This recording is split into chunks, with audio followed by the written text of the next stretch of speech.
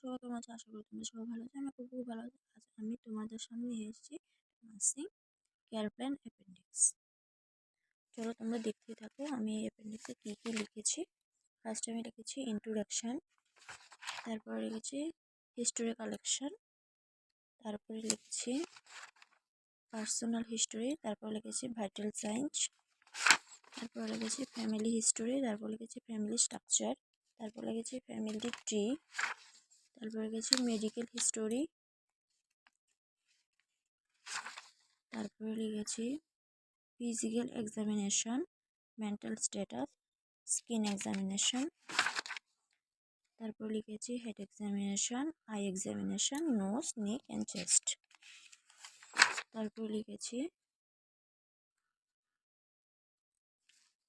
Abdomen, তারপর লিখেছি investigation,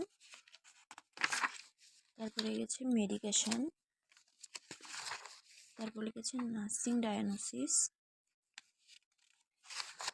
তারপর লিখেছি নার্সিং অ্যাসিস্টমেন্ট, তারপর লিখেছি হেলথ এডুকেশন, সবার লাস্টে লিখেছি কনক্লুশন। ভিডিওটি তোমার কেমন লাগলো? সবাই আমাকে কমেন্ট করে জানিও। ভালো লাগলে নেক্সট ভিডিও দেখতে